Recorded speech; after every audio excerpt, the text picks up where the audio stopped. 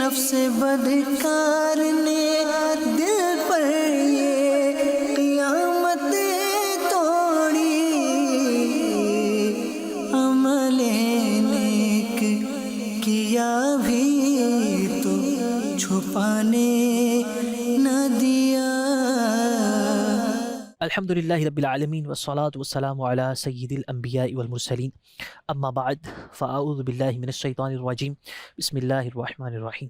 الصلاة والسلام علیک یا سیدی یا رسول اللہ وعلی آلک واصحابک یا حبیب اللہ، الصلاة والسلام علیک یا نبی اللہ وعلی آلک واصحابک یا نور اللہ۔ نبی کریم صلی اللہ تعالیٰ علیہ وسلم پر درود پڑھنے کی بڑی عظمتیں اور برکتیں ہیں۔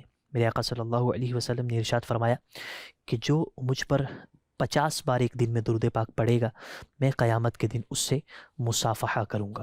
صلو علی الحبیب صلی اللہ تعالی علی محمد صلی اللہ تعالی علیہ وآلہ وسلم۔ مدنی چینل کے ناظرین، ہمارے پروگرام کا نام شیطان کی چالیں ہیں، اور گزشتہ ایپیسوڈز کے اندر ہم شیطان کی مختلف چالوں کے متعلق گفتگو کر چکے، جس میں بغض بھی تھا، کینہ بھی تھا، دھوکہ بھی تھا، ریاکاری بھی تھی، اور طرح طرح کی چالیں کہ جو وہ چلتا ہے اور کسی بھی مسلمان کو گناہوں کی طرف لے کے جاتا ہے۔ آج کے سلسلے کے اندر ہم جس موضوع پر گفتگو کریں گے وہ شیطان کی ایک بہت بڑی چال ہے، اور شاید ہی کوئی شخص ہو جو شیطان کی اس چال میں بہکا نہ ہو۔ ہمارے عام معاشرے کے اندر شیطان یہ حملہ بہت کثرت سے کرتا ہے، اور لوگ شیطان کے اس حملے کا شکار بھی ہوتے ہیں۔ وہ حملہ کیا ہے؟ وہ حملہ ہے غصہ آنا، اور غصہ آنے کے بعد اس کے اثرات کا اظہار کرنا، یہ دونوں جداگانہ چیزیں ہیں۔ اس چیز کو ضرور سمجھیے گا۔ دیکھیں، غصہ آ جانا یہ برا نہیں ہے، غصہ انسان کو آتا ہے، اور یہ ایک طبعی چیز ہے۔ کسی دینی چیز کو، یعنی کوئی خلاف دین کام ہوتا نظر آتا ہے تو یقینی بات ہے کہ ایک غیرت مند مسلمان کو وہاں پر غصہ آتا ہے، اس کو برا لگتا ہے۔ خدا نخواستہ معاذ اللہ کوئی خدا کے بارے میں، یعنی اللہ تعالیٰ کے بارے میں، نبی کریم صلی اللہ علیہ وسلم کے بارے میں، یا خدا کے نیک بندوں کے بارے میں کوئی نامناسب بات کرتا ہے تو یقینی طور پر ایک غیرت مند مسلمان کو وہاں پر غصہ آئے گا۔ تو غصہ آنا جو ہے یہ ایک طبعی چیز ہے، لیکن اس سے ہٹ کر غصے کے اثرات کا اظہار کرنا یا غصہ آنے پر کوئی ریئیکشن کرنا، یہ ایک ایسی چیز ہے کہ جس کے متعلق ہمارا دین ہماری تربیت کرتا ہے۔ کس موقع پر اظہار ہونا چاہیے، کس موقع پر بالکل نہیں ہونا چاہیے، کس موقع پہ کسی حد تک ہونا چاہیے، ہمارا دین اس کی تربیت کرتا ہے۔ آج کے ایپیسوڈ میں ہم غصے کے متعلق مختلف چیزیں جاننے کی انشاءاللہ کوشش کریں گے۔ صلو علی الحبیب صلی اللہ تعالی علی محمد صلی اللہ تعالی علیہ وآلہ وسلم۔ فقیہ ابو اللیث سمرقندی رحمۃ اللہ تعالی علیہ، انہوں نے ایک واقعہ بیان کیا، اور واقعہ یہ بیان کیا کہ بنی اسرائیل کا ایک شخص تھا اور بڑا ہی عبادت گزار تھا، اللہ تعالیٰ کو بہت کثرت سے یاد کرنے والا، اور اللہ تعالیٰ کے احکامات پر عمل کرنے کا بڑا پابند تھا۔ ایک مرتبہ شیطان نے بڑی کوشش کی کہ ان کو بہکائے، مسلسل کوشش کرتا رہا مگر ان کو بہکا نہ سکا۔ ہوا یہ کہ جب بہکانے کی مکمل کوشش کرنے کے باوجود ناکام ہو گیا تو ان کے سامنے آ کر ایک دفعہ اس نے کھل کر کہا کہ اے عبادت گزار، اے عابد، آپ مجھ سے دوستی کر لیں۔ تو آپ نے فرمایا کہ میں تم سے ہرگز دوستی نہیں کر سکتا۔ تو شیطان نے کہا اچھا چلیں، آپ نے دوستی نہیں کرنی تو پھر کم از کم مجھ سے یہی پوچھ لیں کس طرح میں لوگوں کو گمراہ کرتا ہوں اور کون سے جال ہے جو میں ان پر پھینکتا ہوں۔ تو آپ نے فرمایا کہ ہاں یہ تم بتا دو کہ تم لوگوں کو کیسے بہکاتے ہو۔ تو اس نے کہا کہ میرے 3 جال ہیں، میرے 3 جال ہیں۔ وہ 3 جال کون سے ہیں؟ اس نے جواب دیا، کہا نمبر 1 بخل، نمبر 2 غصہ، اور نمبر 3 نشہ۔ کہا یہ میرے 3 جال ہیں۔ اس نے بنی اسرائیل کے عبادت گزار کو وہ ساری چیزیں سمجھائی کہ کیسے کام کرتا ہوں۔ اس نے کہا کہ جو میں پہلا جال استعمال کرتا ہوں وہ میں کرتا ہوں مالدار بندے پر، بخل کا جال۔ مالدار پر میں بخل کا جال پھینکتا ہوں اور اس کے اندر یہ سوچ پیدا کر دیتا ہوں کہ تمہارا مال بہت تھوڑا ہے اور زندگی بڑی لمبی ہے، تو اس لیے جو ہے نا وہ لوگوں پر خیراتیں کرنا اور لوگوں کی مدد کرنا، کسی کا سہارا بننا، یہ تھوڑا کم کرو، مال اپنا سنبھالو۔ بخل کی میں سوچ اس کے اندر پیدا کرتا ہوں، تو شیطان نے کہا کہ میں بخل کی سوچ پیدا کرتا ہوں اور ایسی سوچ پیدا کر دیتا ہوں کہ وہ جو شخص ہوتا ہے وہ شخص حقوق واجبہ، یعنی جو جہاں پر لازمی طور پر کسی بندے نے خیرات کرنی ہوتی ہے وہ اس سے بھی ہاتھ دھو بیٹھتا ہے، اور اب جہاں زکوٰۃ بھی دینی ہے جو کہ اس پر لازم ہو گئی، یا فطرانہ دینا ہے جو اس پر لازم ہو گیا، وہ ان جگہوں پر بھی بخل والی سوچ کے تحت اپنے مال کو اپنی تجوری کے اندر ہی بند کر کے رکھتے ہیں۔ کہا بخل کا جال جو ہے وہ مالدار پہ پھینکتا ہوں، اور نتیجہ یہ نکلتا ہے کہ جو حقوق واجبہ بھی ہوتے ہیں نا، یا جو لازمی طور پر جہاں خیرات کرنی ہے یا اللہ کی راہ میں دینا ہے وہاں سے بھی اس کا بالکل صفایا کر کے تو اس کی سوچ ایسی بنا دیتا ہوں کہ کسی بھی جگہ پر خرچ نہیں کرنا۔ دوسرا کام کہا غصہ، کہتا میں ہر طرح کے بندے پر غصے کے اثرات کا اظہار کرواتا ہوں، وہ عالم ہو وہ غیر عالم ہو، پڑھا لکھا ہو یا ان پڑھ ہو، شہری ہو دیہاتی ہو، مرد ہو عورت ہو، بچہ ہو بوڑھا ہو، جو مرضی ہو۔ کہا ہر شخص پر میں غصے کا جال پھینکتا ہوں۔ اچھا، غصے کا جال جب پھینکتا ہوں تو شیطان بتاتا ہے، کہتا ہے کہ میں غصے کا جال جب کسی بھی شخص پر پھینک دیتا ہوں تو پھر اس بندے پر کہ جس پر غصے کا جال پھینکا اس کی کیفیت ایسے ہو جاتی ہے کہ جیسے بچوں کے ہاتھ میں گیند ہوتی ہے، ادھر ماریں ادھر ماریں، زمین پہ پھینکیں اوپر پھینکیں، جو مرضی کریں، غصے کے اندر جو پاگل ہوا شخص ہوتا ہے اس کی حالت یہ ہو جاتی ہے کہ اب اسے کچھ سمجھ نہیں آتا۔ اب بھلے 40 سال کے گزرے ہوئے رشتہ ازدواج ہی سامنے کیوں نہ ہو، طلاقیں دے کے وہ ان کو بھی ختم کر دیتے ہیں، جو مرضی ہو جائے۔ غصے میں بہکا ہوا شخص کسی چیز کی پرواہ نہیں کرتا، جیسے بچے گیند کو جدھر دل کرتا ہے پھینکتے ہیں، اس کی حالت یہ کر دیتا ہوں۔ اور اسی لیے کہا جاتا ہے نا کہ بھی غصے میں پاگل ہو جاتا ہے بندہ۔ تو واقعی ایسا ہوتا ہے کہ غصے میں قتل کب ہوتے ہیں؟ غصے میں ہوتے ہیں۔ کسی پر انسان زیادتی کب کرتا ہے؟ غصے میں کرتا ہے۔ لڑائی کے اندر انسان کسی کے منہ پہ تھپڑ کب مارتا ہے؟ پیار میں تو کوئی بھی تھپڑ نہیں مارتا، غصے میں مارا جاتا ہے۔ کسی کے ساتھ زیادتی کرنا، کسی کو ٹکر مار دینا، کسی پر اپنی گاڑی چڑھا دینا، حتیٰ کہ معاذ اللہ کسی کو قتل ہی کر دینا، یہ سارا کچھ اس کے پیچھے غصے کے جذبات ہوتے ہیں، بدلہ، غصہ۔ تو جب غصہ ہوتا ہے تو پھر انسان کو شیطان ایسا پاگل کرتا ہے کہ وہ پھر جیسے گیند بچوں کے ہاتھوں میں ہوتی ہے اور جدھر مرضی پھینکتے جائیں، بندے کی حالت یہ کر دیتے ہیں۔ تو کہا کہ غصے کا جال میں بندے پر پھینکتا ہوں تو بندے کی حالت یہ ہوتی ہے، گھر ٹوٹتے ہیں غصے کی وجہ سے، بھائیوں میں جدائیاں غصے کی وجہ سے، قریبی رشتہ داروں میں جدائیاں غصے کی وجہ سے۔ اگرچہ 4 دن بعد عقل آ جاتی ہے، غصہ اترتے ہی سمجھ آ جاتی ہے، مگر غصے کی حالت میں کیا گیا فیصلہ وہ ایسے ہی ہوتا ہے کہ جیسے کسی شیشے کے اوپر آپ پتھر مار دیں تو اب شیشہ ٹوٹ جائے اور بعد میں آپ افسوس کرتے رہے کہ پتھر کیوں مارا، تو آپ کے افسوس کرنے سے اس شیشے نے جڑنا نہیں ہے، جو شیشہ ٹوٹنا تھا وہ ٹوٹ چکا۔ ایگزیکٹلی اسی طرح طلاق ہے کہ طلاق بھی اسی طرح ہوتی ہے کہ جب انسان غصے کے اندر اپنے منہ سے وہ لفظ نکال دیتے ہیں یا پیپرز کے اوپر سائن کر دیتے ہیں، انگوٹھے لگا دیتے ہیں، تو ہوتا کیا ہے کہ جذبات کے اندر، غصے کے اندر گھر والوں نے اصرار کیا ہوا ہے، لوگ جو ہیں وہ تانا زنی کر رہے ہیں، بندہ غصے کے اندر ہے، جذبات کے اندر ہے، غیرت کوئی الگ سے جاگ چکی ہے، اس حالت کے اندر کیا کرتا ہے؟ فیصلہ کر لیتا ہے۔ فیصلہ کرنے یا فیصلہ دینے کے بعد اب سمجھ میں آتی ہے کہ یہ کیا ہوا، اور 3-4 دن بعد جب عقل آتی ہے، بچوں کے منہ نظر آنا شروع ہو جاتے ہیں، مستقبل نظر آنا شروع ہو جاتا ہے، سارا کچھ چلنا شروع ہو جاتا ہے، پھر سمجھ آتی ہے تو پھر کچھ نہیں ہوتا، کیونکہ اب وہی بات ہو جاتی ہے کہ چڑیاں کھیت چگ چکی ہوتی ہیں، اب ان چڑیوں کو واپس نہیں لایا جا سکتا اور ان کے پیٹ سے اپنے دانے نکلوائے نہیں جا سکتے، کام ہو چکا، پتھر شیشے پہ بجنا تھا وہ بج چکا اور شیشہ ٹوٹ چکا ہے، اب کوئی حل نہیں ہے۔ تو غصے میں یہ ہوتا ہے۔ اور تیسرا جو جال شیطان پھینکتا ہے وہ یہ کہتا ہے کہ وہ میں نشے کا جال پھینکتا ہوں۔ کہتا ہے کہ جب میں کسی پر نشے کا جال پھینکتا ہوں تو میں اس شخص کی حالت ایسی کر دیتا ہوں کہ جیسے کسی بکری کا کان پکڑ کے اس کو جدھر مرضی لے جائے۔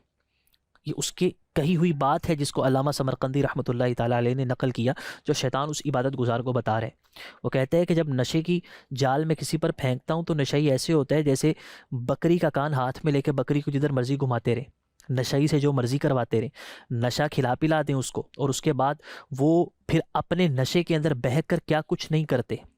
کتنی دفعہ ہم یہ سنتے ہیں کہ فلاں شخص نے اپنی بیوی کو طلاق دی، تفتیش کرنے پر پتہ چلتا ہے کہ نشے کی حالت میں طلاق دی۔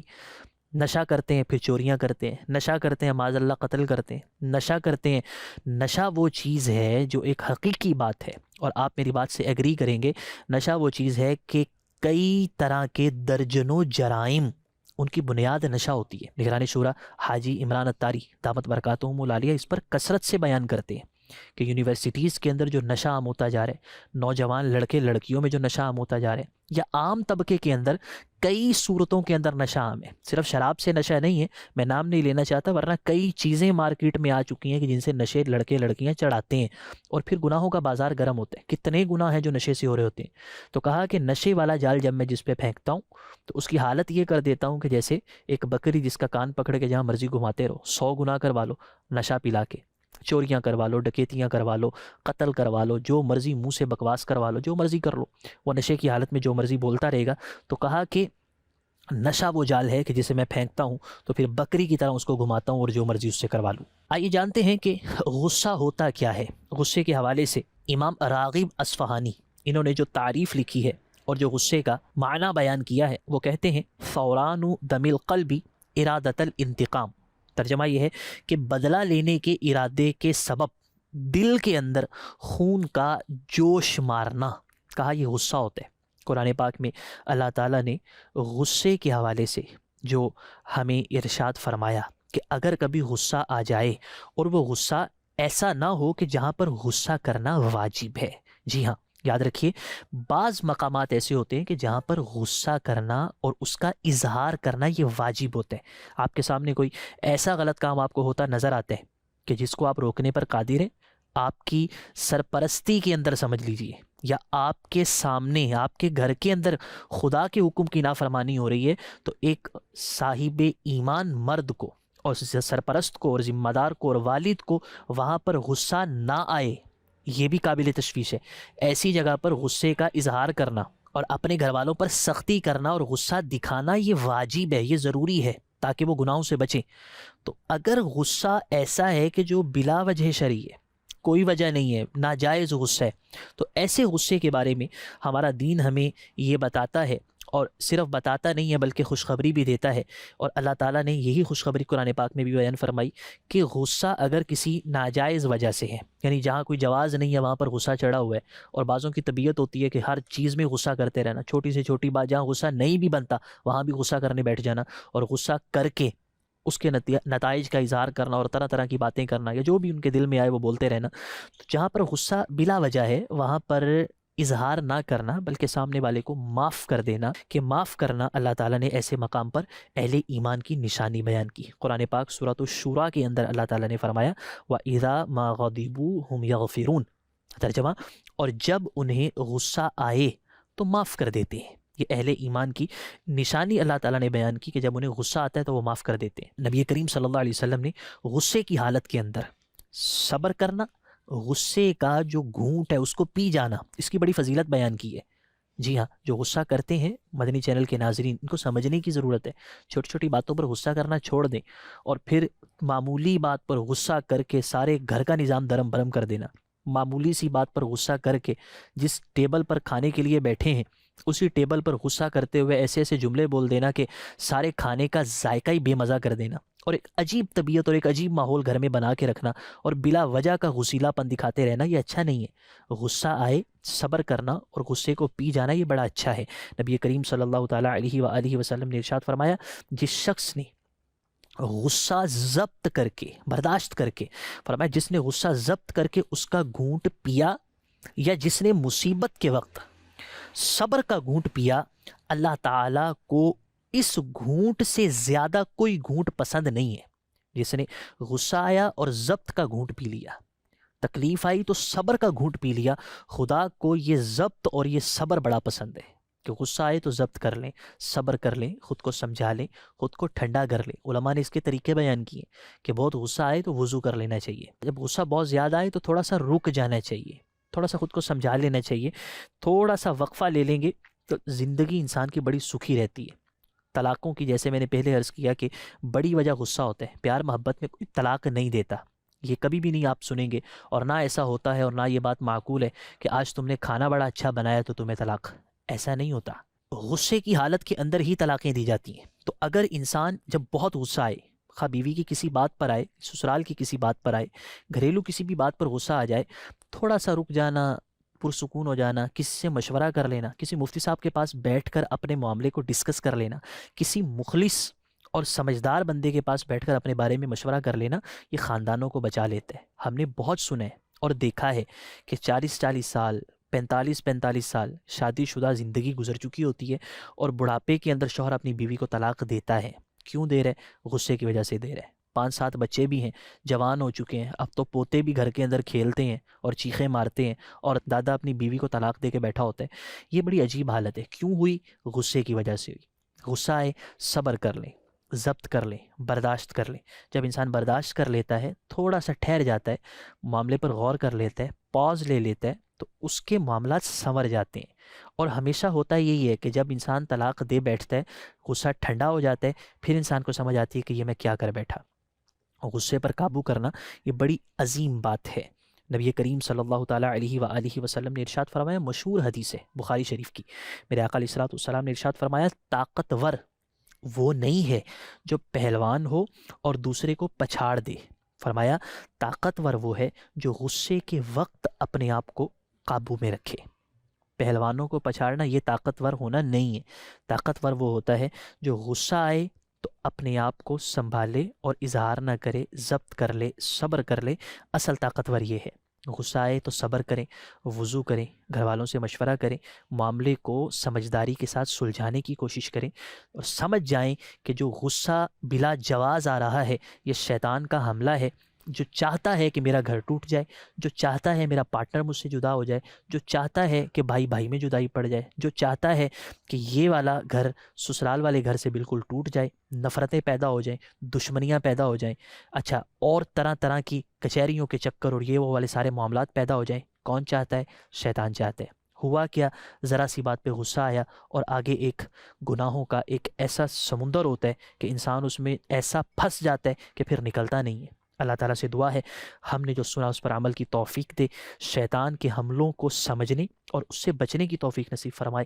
آمین بجاہ النبی الامین وصلی اللہ تعالیٰ علیہ وآلہ وسلم. نفس بدکار نے دل پر یہ قیامت توڑی،